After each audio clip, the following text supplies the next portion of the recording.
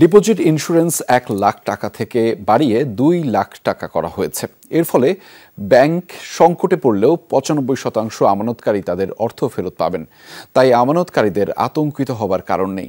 Bangladesh bank কোনো প্রতিষ্ঠানের bank হিসাব জব্দ করেনি বলেও জানিয়েছেন বাংলাদেশ ব্যাংকের গভর্নর। বলেন, ব্যাংক সংস্কার এবং সম্পদ উদ্ধারে টাস্কফোর্স ১০ দিনের মধ্যে কাজ শুরু করবে। গভর্নর জানিয়েছেন, অন্তত ১০টি ব্যাংক দেউলিয়া হবার পর্যায়ে রয়েছে। শ্রীলঙ্কা আবারও রপ্তানিতে শীর্ষে।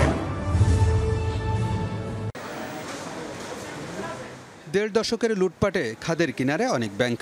আমানতকারীদের জমানো টাকাও ফেরত দিতে হিমশিম খাচ্ছে অনেকে, ফলে দুশ্চিন্তায় গ্রাহকরা। বিকেলে বাংলাদেশ ব্যাংকে সংবাদ সম্মেলনে গভর্নর বলেন, অন্তত ১০টি ব্যাংক দেউলিয়া হবার পর্যায়ে। এসব ব্যাংকে ঘুরে দাঁড়াতে সহায়তা করছে কেন্দ্রীয় ব্যাংক। তবে কোনো ব্যাংক সংকটে পড়লেও ৯৫% আমানতকারী তাদের পুরো অর্থ ফেরত পাবে। আমরা আশা করি না কোনো ব্যাংক দেউলিয়া হবে, কিন্তু অন্যদিকে আবার এটাও ঠিক, অনেক ব্যাংক দেউলিয়া হয়ে আছে। কিন্তু আমরা কাস্টমারের স্বার্থ রক্ষা করব। এই ব্যাংকগুলোকে আমরা ঘুরিয়ে দাঁড়াতে সাহায্য করব। কনফিডেন্স বুস্টিং এর কনটেক্সটে আমরা এটাকে দ্বিগুণ করে দিচ্ছি ২ লক্ষ টাকা। ৯৫% পরিবার, ব্যক্তি বা বিজনেস তাদের একটা পয়সাও হারানোর কোনো সম্ভাবনা নাই।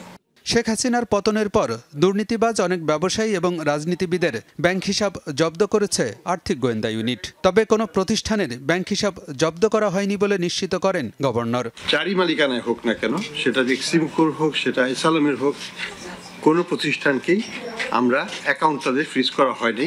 উদ্দেশ্য হলো প্রতিষ্ঠান চলবে, প্রতিষ্ঠানের কর্মকর্তা কর্মচারীরা কাজ করবে, উৎপাদন কার্যক্রম বিঘ্নিত হবে না এবং প্রতিষ্ঠানের ভ্যালুও লস হবে না। ক্ষুদ্র ও মাঝারি শিল্পের জন্য ২৫,০০০ কোটি টাকা আছে কেন্দ্রীয় ব্যাংকে। এডিবি, আইএমএফ এ খাতে আরও অর্থায়ন করতে চাই, কিন্তু সমস্যা হচ্ছে বিতরণে। ব্যাংকগুলোকে এ বিষয়ে লিখিত জানাতে বলা হয়েছে বলে জানান গভর্নর। ২৫,০০০ কোটি টাকার মতো আছে, কিন্তু ডিসবার্সড হচ্ছে না। অন্যদিকে এসএমইরা পাচ্ছে না।